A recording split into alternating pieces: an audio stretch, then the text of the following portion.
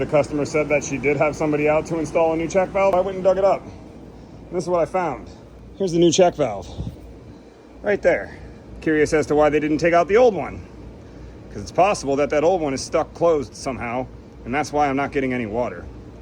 To fix this problem, we're gonna cut all of this out. We're gonna reroute this pipe this way and to the drop pipe over there with a new check valve probably somewhere in here. Let's get that done. Well, this definitely turned into a different problem. You see that?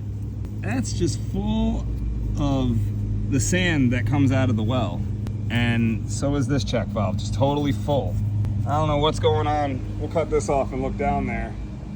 But this is full of mud. That's why this system ain't running. Not because of a stuck check valve, because it's plugged full of mud. And in case you were wondering what the filter was on that, well, you're looking at it, nothing, just the drop pipe, nothing on the end of it. Well, that explains where all that sand came from. You didn't put a filter on the bottom of it. Well, we can fix that, and that's what we're gonna do. This is how I fixed it. We put a cap at the bottom, we left a section of the pipe clean, and then we cut little cuts all the way up to here. That's about 4 feet of cuts on one side, and then you turn the pipe around, cuts on the other. I know what you're thinking. Justin, the burrs. When I put all this together and prime up the pump, I'm gonna flush all that out of the pump before it ever makes it into the field. There's my screen. I'm gonna drop that right back down into the hole here, and we'll catch the 90 there, and there it goes. Drop pipe.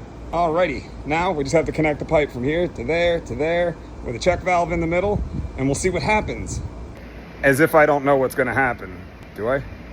I just cut this off and it weighs a ton. Why? Because it's chock full of dirt. Look at that end of the pipe over there. We're gonna have to back flush because that pipe just goes right over to the pump right there. We've got this valve closed. This one's closed too right now. But as soon as I open it, as long as I don't move the whole thing, boom, there we go. Now that'll start flushing all of that crap out of there for us. Until that turns clear, we're gonna let that run. Because we want clear water going through there, not this dirt. Look at that. I'm gonna have to get in there with another pipe or something and push that out. That's just disgusting. Sticking the hose in this end was probably a brighter idea. We've got clear water now. We're ready to make our repair. All right, and there she is, all plumbed in, beautiful. All that's left to do is prime up the pump. I gotta get my guzzler connected back to that hose right there. We'll pull prime, and then we'll have sprinklers in the backyard. Well, I ran out of time. That's the end of this video, but I will be back at that house to work on the pump because I believe the sand is caked up on the inside of the impeller, or the inside of the volute of that pump rather, so badly that we just can't pull water from the well. I know that the line all the way from the bottom of the well all the way to where I was working on it on the check valve is completely clean. There's only about 4 more feet of pipe before it gets to the pump. I don't expect there to be anything in there, so it has to be inside the volute of the pump. I'll be back out on that one in a future video.